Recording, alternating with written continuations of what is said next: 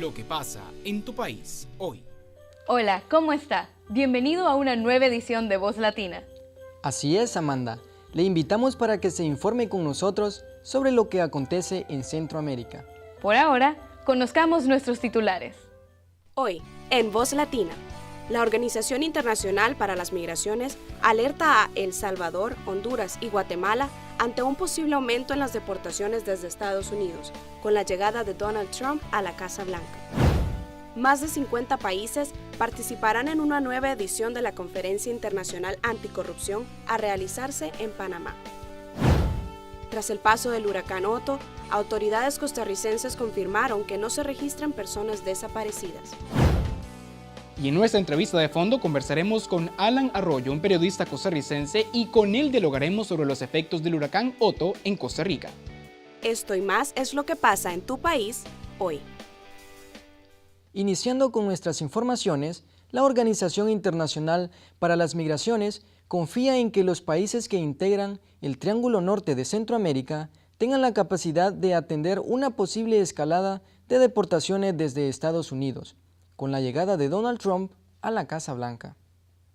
En entrevista para la Agencia Internacional de Noticias EFE, el jefe regional de misión de la Organización Internacional para las Migraciones, Jorge Peraza, aseguró que confían en que existan los protocolos y lineamientos necesarios para que los países del Triángulo Norte de Centroamérica puedan atender un incremento o flujo mayor de personas retornadas desde Estados Unidos. El presidente electo de ese país, Donald Trump, aseguró el 13 de noviembre que al asumir el cargo deportará a entre 2 y 3 millones de migrantes indocumentados con antecedentes penales. Actualmente, unos 11 millones de indocumentados residen en Estados Unidos, de los cuales se estima que al menos 3 millones son centroamericanos, principalmente de Guatemala, Honduras y El Salvador. Ante una posible escalada de deportaciones desde Estados Unidos, tras la llegada al poder de Trump, el organismo de Naciones Unidas informó que está reforzando las capacidades de los países de origen para que puedan atender esta migración de retorno y darle los mejores servicios en las mejores condiciones. Antes de las elecciones presidenciales estadounidenses, el Triángulo Norte de Centroamérica ya registraba un incremento en el número de deportados desde México, que no se puede asociar con el gane electoral de Trump, según el representante regional de la Organización Internacional para las Migraciones. Ante la amenaza de posibles deportaciones masivas, una vez que Donald Trump asuma la presidencia de Estados Unidos, los cancilleres de México, Guatemala, Honduras y El Salvador acordaron el 21 de noviembre unir fuerzas y tomar acciones a favor de los migrantes centroamericanos que se encuentran en territorio norteamericano en condición irregular. El Salvador se prepara para celebrar el 25 aniversario de los acuerdos de paz. Y para ello, el gobierno lanzó una campaña que pretende reunir a todo el pueblo salvadoreño. Con motivo del 25 aniversario de los acuerdos de paz en El Salvador, el gobierno de esa nación centroamericana lanzó la campaña Soy Paz, con la cual busca rememorar el legado de este importante hito de la historia centroamericana. Como decía el señor presidente, en realidad no hay paz en ningún lado. Cuando uno viaja a otros países, todo el mundo se queja de que quisiera más paz. Son pocos los que dicen que la paz la construimos entre todos. No es una dádiva, es una construcción social. Queremos que se conozcan los acuerdos de paz, queremos que se justifique esto, una discusión, pasar películas, conversar, y al mismo tiempo queremos recolectar firmas, miles de firmas, y el que no puede firmar, huella digital. La campaña Soy Paz realizará una recolección de firmas mediante la cual adultos, jóvenes y niños mayores de 10 años reafirmarán de manera voluntaria su compromiso con la paz. En Nicaragua, las autoridades inauguraron el Puente Santa Fe, ubicado en la frontera con Costa Rica. La obra, cuyo costo fue de $30 millones, busca unir a los países de la región y generar beneficios económicos. Ubicado sobre el cauce del río San Juan, poco antes del tramo de la frontera con Costa Rica, el Puente Santa Fe permitirá unir los poblados nicaragüenses a ambos lados del caudal y facilitar el tránsito de los transportistas y productores que viajan por las naciones centroamericanas. Y por lo cual Japón lo donó. para integrarnos a los países centroamericanos y fortalecer las relaciones, mejorar el nivel de vida de todos los pueblos, la economía y mejorar las rutas de comercio y de integración. Y va a ser, esperamos a corto plazo, pues un corredor panamericano, centroamericano, y que nos sirva para unir a los pueblos. Con esta vía, las autoridades nicaragüenses también esperan dar un mayor impulso a los sectores productivos cercanos a la obra, e incrementar la llegada de turistas al país, principalmente buscando atraer al menos el 12% de los 400.000 turistas que se mueven en la zona norte de Costa Rica. A esta altura, por la vía que estamos actualmente, que por la vía acuática, no hemos captado ni el 1 ni el 2% de ese turismo. Con el puente nosotros consideramos que vamos a alcanzar de un 10 a un 12% de ese turismo. Estamos seguros de que esto le va a meter una gran dinámica a la vocación económica propia de la región, pero sobre todo que nos va a permitir al resto del país, sobre todo a la zona centro y un poco más al sureste de Nicaragua, poder exportar con menores costos de operación hacia el puerto de Puerto Limón, ¿no? Aquí en Costa Rica, que es el puerto que estamos utilizando actualmente. Sumado a la edificación del puente, el gobierno nicaragüense también invirtió en la construcción de un edificio de migración, el que ya está dando atención a los nicaragüenses que viajan o provienen de Costa Rica, e incluso a ciudadanos de esa nación vecina. Iniciada su construcción el 23 de junio del 2011, la estructura de 362 metros de largo y 11 de ancho tuvo un costo de $30 millones y fue financiada por el gobierno de Japón. Hacemos nuestra primera pausa comercial, pero al regresar información y nuestra entrevista de fondo en relación a los efectos del huracán Otto en Costa Rica. Y además, detalles sobre la 17ª Conferencia Internacional Anticorrupción a realizarse en Panamá. Ya regresamos. CB24 Noticias Centroamérica es el primer canal de televisión informativo de Centroamérica para el mundo. Hola, gracias por acompañarnos y bienvenidos a esta nueva entrega de CB24 Noticias. Hace un año la sociedad reclama una depuración policial luego del asesinato de los mismos.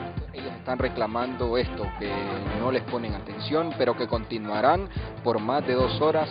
Las medidas de ahorro energético se irán levantando poco a poco. Y es que precisamente los organismos en pro de los derechos de la mujer promueven la aplicación de la Ley 779. En otra acción policial, también la madrugada de este domingo, pero en el puesto de control de Guabalá. Este lunes, miles de ciudadanos nicaragüenses se sorprendieron por el aumento significativo en los precios de algunos productos perecederos. El expresidente había perdido en las últimas 2 semanas aproximadamente 12 libras.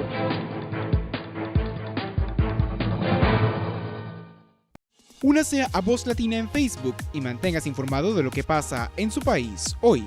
Síganos como Voz Latina Hoy.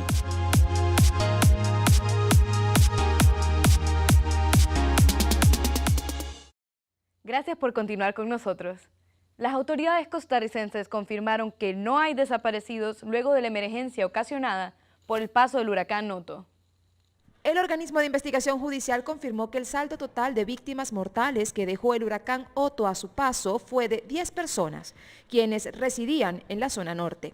Y casi una semana después descartan que haya alguna persona desaparecida a consecuencia de la emergencia nacional. En el último balance se informó que las únicas localidades que aún permanecen en alerta roja son las más afectadas por el huracán: Upala y Bagaces, en donde se concentran todos los esfuerzos para la reconstrucción y la vuelta a la normalidad. El proceso de normalización del clima ya lo permite y muy probablemente antes del fin de semana habremos levantado todas las alertas tal y como se había previsto.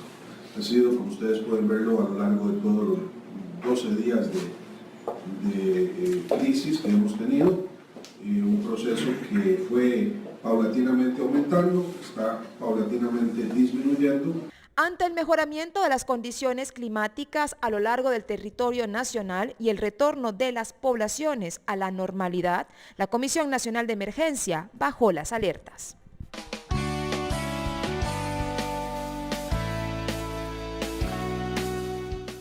Continuando con informaciones sobre Costa Rica en relación a los efectos del huracán Otto, hemos invitado hoy en Voz Latina a Alan Arroyo. Él es un periodista costarricense para conversar sobre lo que deja a su paso este fenómeno natural en Costa Rica. Alan, bienvenido a Voz Latina. Hola David, muchas gracias y un gusto estar con ustedes en Canal 6. Alan, bueno, en 174 años de historia, Costa Rica no había sufrido el embate de un huracán. ¿Qué lecciones le deja al país el paso de este fenómeno natural? Bueno, yo creo que ese es el punto más importante, cómo actuar por primera vez en la historia ante un huracán que nos afecte directamente en el país. Hemos tenido terremotos, hemos tenido tormentas que han provocado algunos desastres, pero nunca un evento de esta magnitud. Y yo creo que la principal lección, y lo decía tanto el presidente Luis Guillermo Solís como también el Cuerpo de Bomberos, por ejemplo, es el tema de la prevención. Por primera vez, nos comentaban las autoridades, se pudo coordinar a todas las instituciones en un amplio operativo preventivo. Primero, seguir paso a paso y con información científica y bastante confiable cuál iba a ser el efecto de Otto, en qué momento iba a tocar tierra, tener claro esos elementos científicos, los tiempos, cuáles iban a ser las zonas más afectadas. Ese fue el primer paso, seguir paso a paso y con información científica y veraz el efecto de este fenómeno natural. Y segundo, poder alertar de una manera coordinada y una manera preventiva a todas las comunidades. Por ejemplo, se pudo evacuar a unas 4.000 personas de la zona del Caribe Norte, muy cerca de la frontera con Nicaragua, que iba a ser el punto más afectado donde el huracán iba a tocar tierra directamente. Desde 2 días antes de que llegara el huracán se dio una alerta roja, se pudo evacuar, eran zonas de difícil acceso, así que se tuvo que hacer por vía aérea e inclusive marítima. Desde esos lugares se tardaban casi 2 horas en algunos casos para poder llegar a un lugar seguro, a los albergues que se pudieron habilitar. Sin embargo, esa evacuación fue exitosa, se hizo en un corto tiempo. La fuerza pública, que es la policía local, pudo participar activamente y nos decían las autoridades, tanto el presidente como también el ministro de Seguridad, que si no hubiera existido esa evacuación preventiva, el número de víctimas, que ahora tenemos 10 confirmados por Otto, hubiera sido de cientos de personas, aún mayor. Así que ese tema de la información científica a tiempo, seguir paso a paso y alertar y tener un operativo preventivo, yo creo que son las principales lecciones, David, de este efecto de Otto, que bueno, sí afectó bastante, lamentablemente, la zona norte del país y también algunos puntos del Pacífico. Alan, algo muy interesante es que el señor presidente y las diferentes autoridades de emergencia prácticamente ya cuando la emergencia estaba en el país, cuando el ojo del huracán estaba en el país, comenzaron a pensar en la siguiente etapa, en la etapa de reconstrucción. ¿Qué tan importante ha sido que el presidente y su gabinete estén pensando en el siguiente paso para que el país haya afrontado con éxito esta tragedia natural? Sí, David, ese es un punto importante y bueno, es importante también agregar que la tarea creo que, bueno, continúa y se podría decir que apenas comienza, porque bueno, se atendió el efecto inmediato de Otto, sin embargo, los desastres y la gran cantidad de personas afectadas en la zona de Upala principalmente, que es la zona norte, continúa. Y es que es importante también decir, aunque hubo un gran operativo preventivo para minimizar el efecto de Otto, sabemos que es la naturaleza, sabemos que es un efecto natural, un fenómeno, y bueno, dio un pequeño giro y sí afectó directamente una comunidad.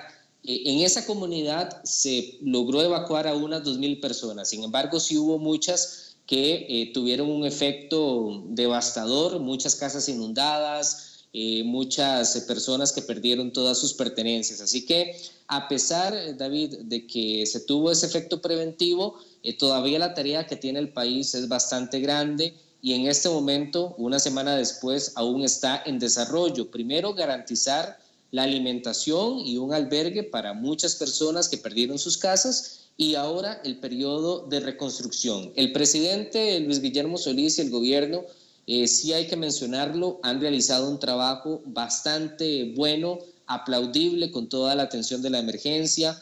Yo he sido testigo por mi trabajo que autoridades de gobierno y el presidente prácticamente que no han dormido en una semana, han tenido reuniones constantes, prácticamente 3 al día. El presidente Solís ha sido el coordinador, el que ha seguido paso a paso el trabajo en toda esta emergencia y el trabajo ha sido bastante fuerte. La vicepresidenta de la República ha estado prácticamente toda la semana en la zona coordinando directamente toda la ayuda. Así que eso es un punto aplaudible, todo el esfuerzo de cuerpos de rescate y también autoridades de gobierno. Sin embargo, la tarea es bastante fuerte. En este momento no se tienen todavía contabilizadas cuántas casas se vieron afectadas. Se habla en un primer corte de más de 1,000, sin embargo ese número puede aumentar. También personas que continúan en albergues, se está analizando cuáles alternativas existen para poder construir esas viviendas, para dar ayuda ya permanente en los próximos meses, no solo la ayuda ahorita por la emergencia, sino garantizar que las familias van a tener condiciones aceptables en los próximos meses. Así que es un trabajo que continúa. Se declaró emergencia, pero se habla de que por lo menos en un año van a continuar todos esos trabajos y ojalá que se pueda avanzar en la reconstrucción de prácticamente todo un pueblo que sí quedó muy golpeado, muy afectado. Alan, y finalmente algo muy importante y una lección que le está dando el pueblo de Costa Rica a muchos países que resultan afectados por fenómenos naturales es la unión. Desde el día 1 después del huracán, a través de redes sociales, a través de diferentes medios de comunicación se han realizado campañas y hay muchos voluntarios trabajando en la zona. ¿Cuál ha sido esa sensación en el pueblo costarricense hacia quienes han resultado afectados? Sí, yo creo, David, que esa es una de las grandes virtudes que tiene el pueblo costarricense.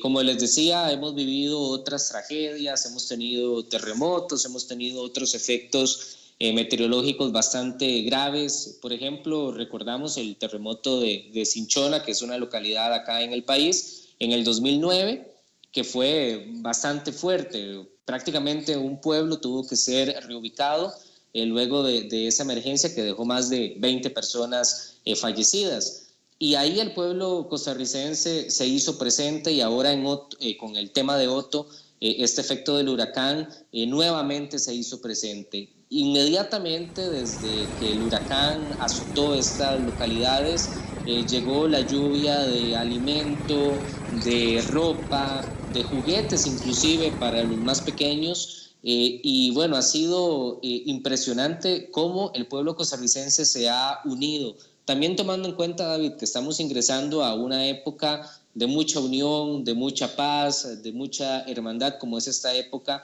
de fin y principio de año. Así que en cuanto al trabajo o la unión del pueblo costarricense, ha sido impresionante. Se han generado campañas en medios de comunicación. Viene una también fuerte que es la Teletón este fin de semana, que busca recaudar fondos para poder ayudar a las familias, para poder reconstruir las viviendas. Así que sabemos y se ha demostrado durante esta semana que el pueblo costarricense responde. Así que ese es un punto importante de unión como pueblo, un pueblo bastante solidario.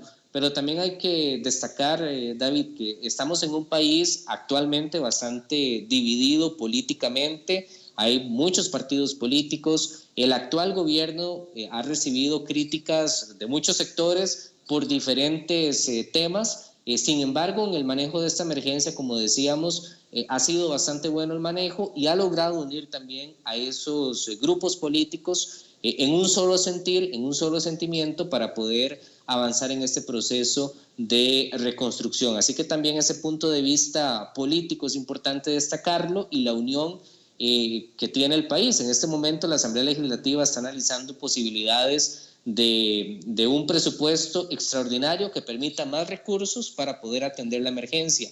Y un acuerdo de ese tipo en circunstancias actuales es bastante complicado políticamente aquí en el país. Y finalmente, David, yo quería también destacar, además de la solidaridad del pueblo costarricense en la ayuda, es importante destacar el trabajo de bomberos, de la Cruz Roja costarricense, de la Fuerza Pública, que es la policía acá en el país, que no ha descansado tampoco, y lo hemos visto una semana completa trabajando en la zona arduamente. Han sido los encargados de llevar toda la ayuda a los sectores que aún se mantenían aislados. Y bueno, lograron unirse también todos los cuerpos de socorro y trabajar incansablemente en el manejo de esa emergencia. Así que también esos son aspectos dignos de destacar. Y bueno, si hay que sacar cosas positivas en medio de esta tragedia, en medio del pesar que viven muchas familias, creo que la unión de los diferentes sectores del país es de lo más importante para asumir la tarea que, repetimos, es muy fuerte y que apenas está comenzando. Alan, muchas gracias por esta entrevista, por esa perspectiva desde Costa Rica, una nación que, como conversábamos en nuestra entrevista, fue golpeada la semana anterior por el huracán Otto. Hace 174 años que un fenómeno de este tipo no golpeaba el territorio nacional. Nosotros lo invitamos a que continúen con nosotros, pero antes hacemos una pausa comercial y ya regresamos con más.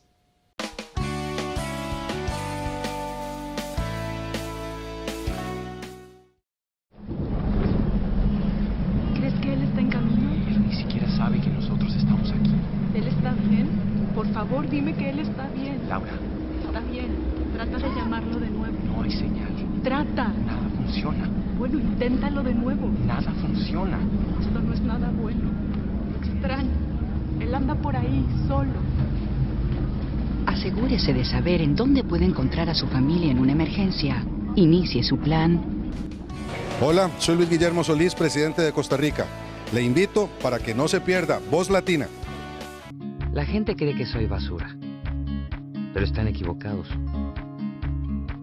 Hoy soy una lata de aluminio, pero algún día podría ser un estadio.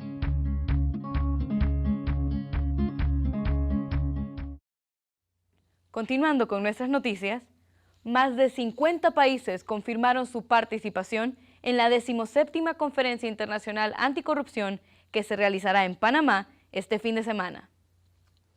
Bajo el lema Tiempo de Justicia, Equidad, Seguridad y Confianza, arranca esta conferencia internacional en Panamá a partir de este 1 de diciembre. Tiene dos objetivos: analizar el impacto de los Panama Papers en el país y el mundo, y segundo, motorizar leyes anticorrupción. Estaba trabajando diferentes reformas, una de ellas es la Ley 59 de 1999, para obligar a todos aquellos, entre los que me incluyo, que debemos hacer declaración patrimonial de bienes, a que sea objeto de una auditoría. Esto no ocurría antes. También tenemos otro proyecto de leyes que tiene que ver con la reforma de las fiscalías de cuenta, con la reforma del ANTAI, con temas de conflictos de intereses, con temas de protección a las personas que denuncian actos de corrupción. Entonces, todo este paquete de leyes va a ser presentado al Consejo de Gabinete y ser llevado posteriormente a la Asamblea. Este evento, que contará con la presencia del presidente de Panamá, espera recibir a más de 1.200 personalidades y 240 periodistas. Se destaca la alianza con la Conferencia Latinoamericana de Periodismo de Investigación, COLPIM. Una de ellas será sobre Lavallato, otra será sobre los Panama Papers. Contaremos con la presencia de los principales investigadores de los mismos, que hablarán sobre el impacto de los Panama Papers en lugares tan diversos como Rusia, Venezuela, Estados Unidos, Islandia y más. Y quería nada más terminar el comentario diciendo de que no podemos, como sociedad civil, luchar contra la corrupción sin el apoyo y sin la alianza del periodismo de investigación. Esta conferencia será un espacio para proyectar también los avances de Panamá en la lucha contra la corrupción, así lo reconoció Transparencia Internacional. Sobre todo lo hemos visto en términos de la reconstrucción y el fortalecimiento de las instituciones, incluyendo la ANTAI, para poder tener un gobierno fuerte que sea capaz de combatir la corrupción tanto en el país como en su relación con otros países. Durante 4 días, los asistentes y público en general tendrán la oportunidad de asistir a 40 talleres y 5 plenarias, además de eventos culturales donde se expondrán retos y oportunidades a nivel regional y global. Desde Ciudad de Panamá, Yasmín Velasco, CB24 Noticias. Y en Honduras, una ley que rige durante las fiestas de fin de año exonera a los viajeros hondureños de los impuestos en ciertos artículos. Este beneficio aplicará desde el 15 de diciembre hasta el 15 de enero. Una vez más, los hondureños que residen en otro país comenzaron a gozar la ley del viajero ausente. que exonera de impuestos por 2 meses una serie de artículos en las aduanas nacionales. Según las autoridades de la Dirección de Ingresos, la exoneración del pago de este impuesto puede representar un beneficio de hasta $1.000, que equivale a 23.000 lempiras para cada hondureño. El propósito de dicha ley es permitir la entrada libre de regalos que comparten las familias hondureñas durante las fiestas de Navidad y Año Nuevo, entre el 15 de noviembre y el 15 de enero del próximo año. El principal requisito para gozar los beneficios de la ley es haber vivido por más de 1 año en el extranjero, lo que se debe comprobar ante las autoridades en las diferentes aduanas del país centroamericano. Cada ciudadano que retorne a su país en esas fechas podrá ingresar por docena, ropa, calzado, textiles de hogar y juguetes, y media docena de adornos personales libres de impuesto. También podrán traer artículos eléctricos portátiles, 1 por cada especie, tales como televisores de 17 pulgadas, equipos de sonido, computadoras, cámaras fotográficas, electrodomésticos de cocina, entre otros. Este beneficio implica en todas las aduanas del país, es decir, que los hondureños que arriben por tierra, mar o aire podrán introducir los artículos antes mencionados sin tener que pagar el impuesto de importación. La ley del hondureño ausente entró en vigencia por primera vez a mediados de noviembre de 1986. Inicia cada 15 de noviembre con una duración de 2 meses, por lo que culmina el 15 de enero de cada año. Llegamos así al final de esta edición de Voz Latina y de la 7ª temporada del programa. Ha sido un placer que usted se haya informado con nosotros en este 2016. Lo invitamos a que se mantenga en contacto con Voz Latina a través de nuestras redes sociales que aparecen en pantalla. De parte de todo el equipo de producción, feliz Navidad y un próspero año nuevo. Nos encontramos de nuevo en 2017 para contarle lo que pasa en su país